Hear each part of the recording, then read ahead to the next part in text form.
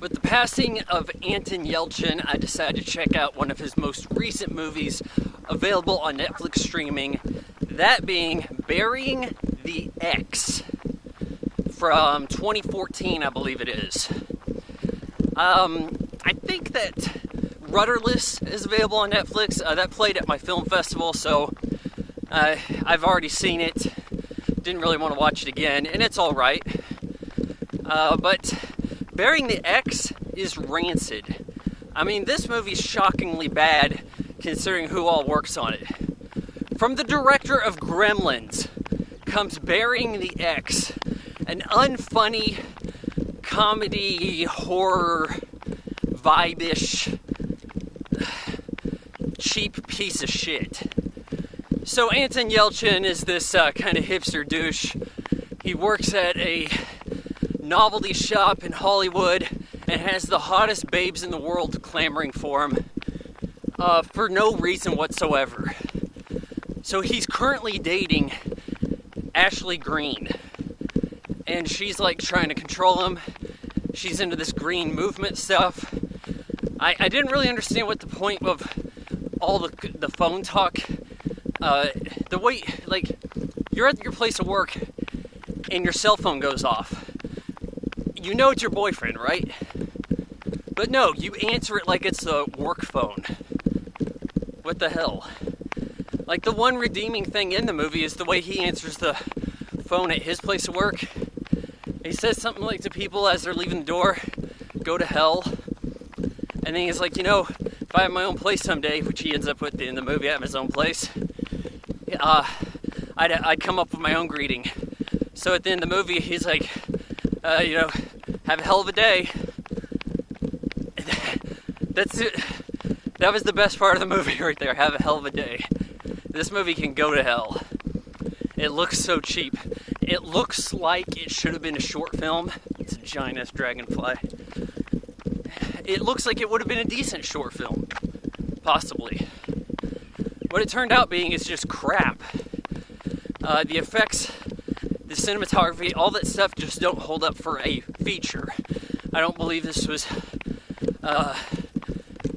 released in theaters, or if it was, it wasn't wide. But anyways, he's got this half-brother in the movie played by not Josh Gad, and not Seth Rogen. You know, not all those guys. Just the replacement for them. And he's a loser. Has like girls all over him too.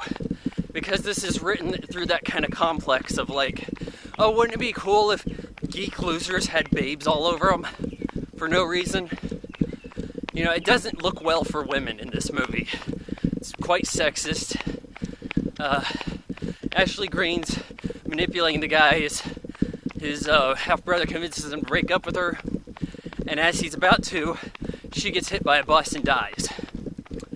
Gets crushed by a bus. Kind of like what happened to somebody I know. So, after that occurs, he starts seeing Alexandra Daddario. And they had met a little earlier in the movie. She has this vintage ice cream flavor shop. Yeah. Niche shops that can't stay in business. That's the name of this movie.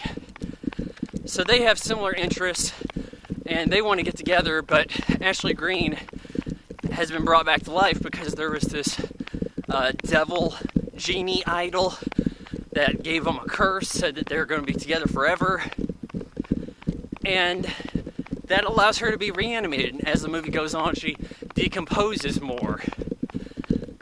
Anton Yelchin's trying to keep the secret from everybody. They don't know what they're going to do about her. You know, he hooks up with Alexandra Daddario, who is a total slut in the movie.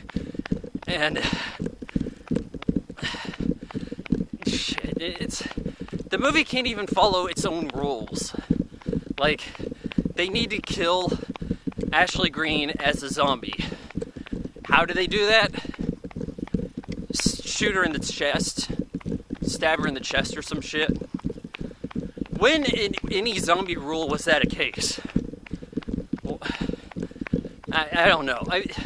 It's been 2 weeks since I've seen this. Thankfully, I can't remember a whole lot about movies that I hated. So, you know, it's not a real thorough rundown of the scene-by-scene analysis here, but enough to tell you that Burying the X sucks. I give it, let's see. You know what? For the hell of a day bit, actually coming full circle, I'll go ahead and give it 1.5 stars.